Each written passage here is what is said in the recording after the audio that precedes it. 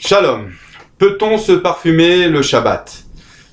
Alors la source de ce problème, c'est dans la Masechet Betsa, où là-bas on ramène qu'on n'a pas le droit pendant Yom Tov de prendre un parfum et de le mettre sur un vêtement, d'imprégner ce vêtement de parfum. Pourquoi? Parce qu'on est Molid Recha. A priori là-bas c'était pas un parfum liquide, c'était comme des encens, c'était quelque chose qui s'imprégnait, une fumée qui s'imprégnait dans le vêtement. Pourquoi? Parce que si c'est liquide, il y a un problème de laver le vêtement, c'est autre chose encore. En tous les cas, on n'avait pas le droit de mettre ce parfum sur le vêtement, parce qu'on crée une odeur, comme Rashi explique, c'est une mélacha. On avait une odeur, on a un vêtement, maintenant on a un vêtement qui propage une odeur, on vient de créer quelque chose qui diffuse une odeur, et c'est interdit le Yom Tov. Donc d'après ça, et là tout le monde est d'accord, que ce soit Yom Tov, il n'y a pas de différence, ou Shabbat, on n'aura pas le droit de mettre du parfum sur les vêtements. En ce qui concerne maintenant mettre du parfum sur la peau, est-ce que la peau c'est la même chose que les vêtements? Alors en ce qui concerne la peau, il faut savoir que le Chacham Tzvi ramène une Mishnah dans Shabbat, où là-bas on nous parle de mettre de l'huile sur la peau. Est-ce que ça s'appelle des soins médicaux, et donc ça serait interdit dans certains cas Shabbat de faire certains soins médicaux, ou est-ce que ça s'appelle pas des soins médicaux? Alors la Mishnah là-bas elle dit ça dépend. Par exemple, mettre une huile aromatisée, une huile de rose qui coûtait très très cher, hein. Alors quand on la met c'est pour se soigner, donc ça serait interdit. Mais la Mishnah nous dit quand même que quoi? Que pour un fils de roi, hein, qui a l'habitude d'utiliser cette huile de rose toute l'année, même pour le plaisir, même si c'est pas pour soigner, puisqu'il est riche, alors il pourra la mettre Shabbat. Et le Chacham Tzvi nous dit, on voit d'ici qu'il peut mettre cette huile de rose, donc cette huile parfumée, aromatisée, sur sa peau, et qu'il n'y a pas de problème de mettre du parfum sur la peau. Comme ça a tranché le Rav Ovadia Yosef, en général pour le monde Sfarad, bien qu'il y ait d'autres poskim Sfarad, comme le Kafachim qui interdisent, mais le posek le plus mekoubal et le plus répandu dans le monde Sfarad, c'est le Rav Yosef. Donc pour un Sfarad, il sera permis de se parfumer Shabbat la peau. On a dit que les vêtements, c'était interdit d'après tout le monde.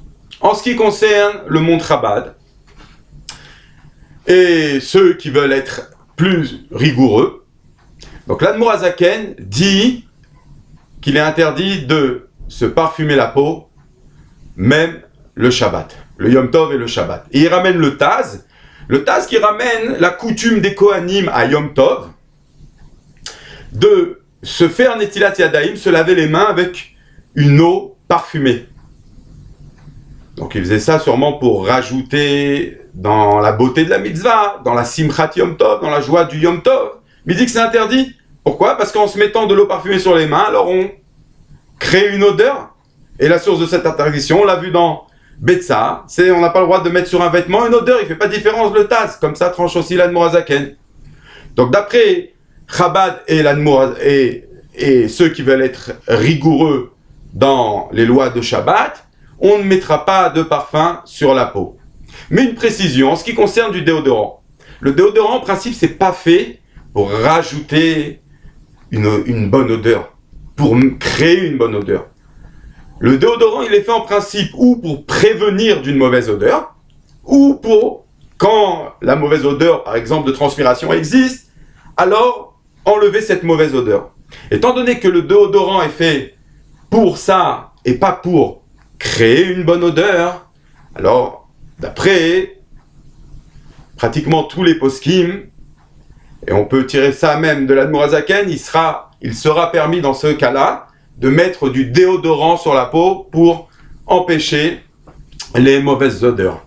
Encore une précision, si sur notre peau il y a déjà du parfum avant Shabbat, qu'on aurait mis avant Shabbat, d'après ceux qui interdisent d'en mettre pendant Shabbat, donc si on a déjà du parfum sur la peau et que l'odeur est encore présente pendant Shabbat, alors on pourra en rajouter. Parce qu'on ne crée pas une nouvelle odeur, on rajoute à une odeur existante.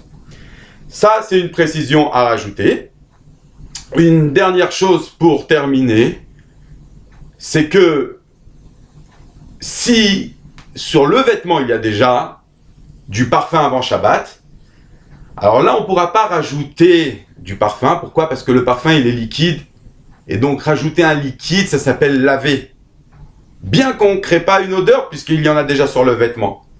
Il aurait fallu un parfum qui soit sec ou qui soit une chose qui soit pas un liquide qui vienne nettoyer donc le vêtement. Donc en conclusion, pour les Sfaradim et pour les Ashkenazim et pour le monde Chabad, il est interdit de mettre du parfum sur les vêtements. Pour le monde Sfarad, on pourra se parfumer, parfum et à plus forte raison déodorant, on pourra en mettre sur la peau. Pour les Chabad et le monde Ashkenaz, sur la peau, ça sera interdit de mettre du parfum. Par contre, on pourra mettre du déodorant, si c'est pas du déodorant pour se parfumer, mais c'est du déodorant pour empêcher des mauvaises odeurs. Shabbat Shalom.